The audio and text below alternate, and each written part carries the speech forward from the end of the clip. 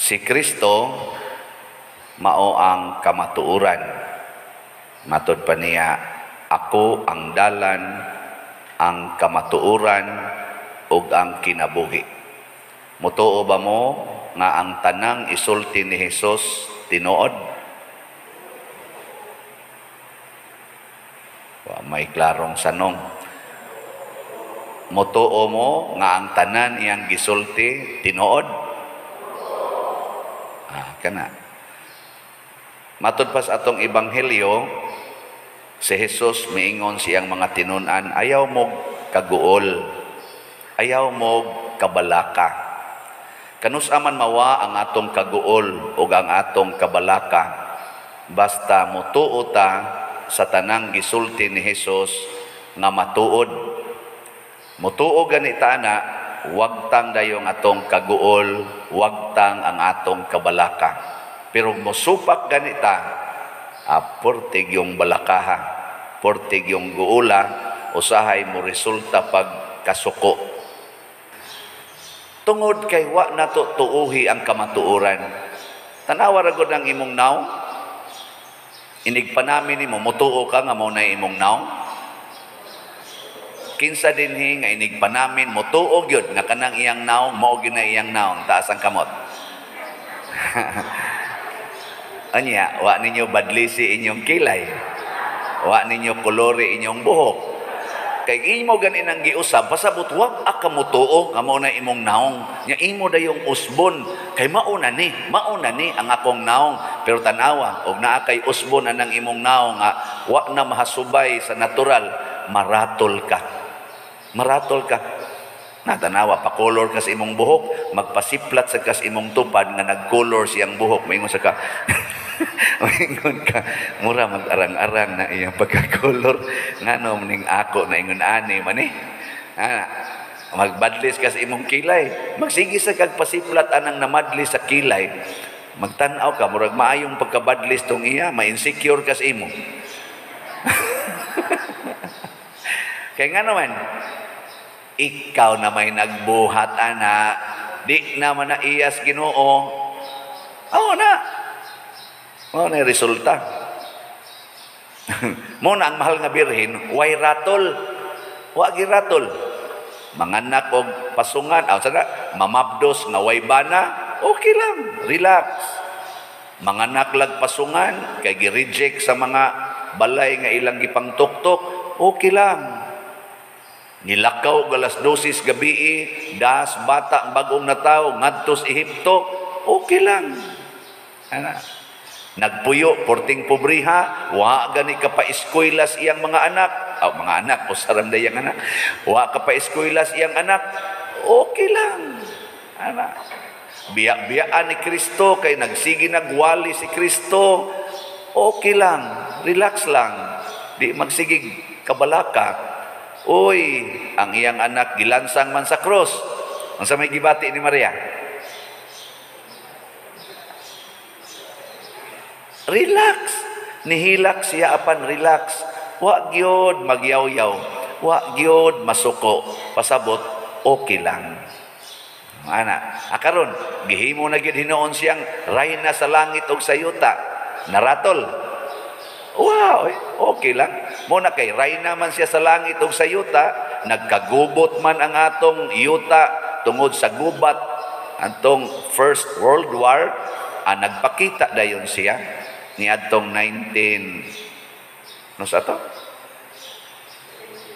Mo kibaw. 1917. May 13, 1917, nagpakita siya aron mahunong ang gubat. Naratol naman sad ang mga tao kay sige naman silang simba ng mga Diyos-Diyos. Hastang ilang mga anak, ilan namang ipang-offer ngadtos Diyos-Diyos, patio naman nila. Gitudloan sad kinsa gitinuod na Dios aron ma-relax ta.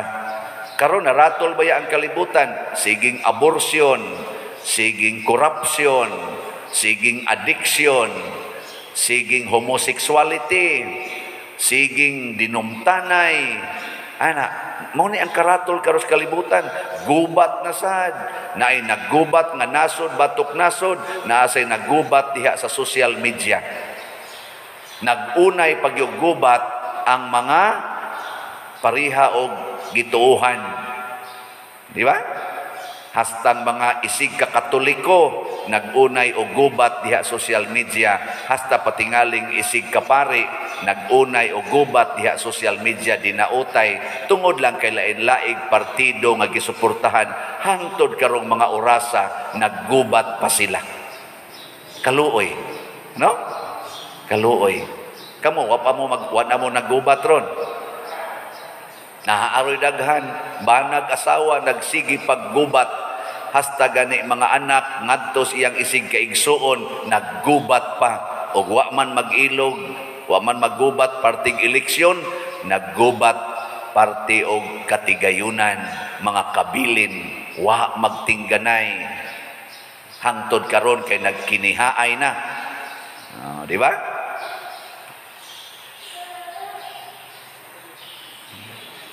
Usara gay mo tubag ang atong ang atong gidili nga mo'y mo tubag, mao na hinoy ni tubag, no? Kamo tutok lang mo nako. Mao na ato ginang bantayan unsaon pag-relax tuo sa pulong sa Ginoo. Nakaron ang Ginoo nag-ingon, ako patyon, ila kong ilubong, apan sa ikatulo ka adlaw mabanhaw ko. Nituo ang mga apostoles na sinati nila ang pagkabanhaw. Nagsigi silang sangyaw. Matod pa ni San Pablo, mao kini ang maayong balita nga among gisangyaw nga nabanhaw ang Ginoo. Karon ingon naman sa Kristo, ayaw mong kabalaka kay didtos balay sa akong amahan.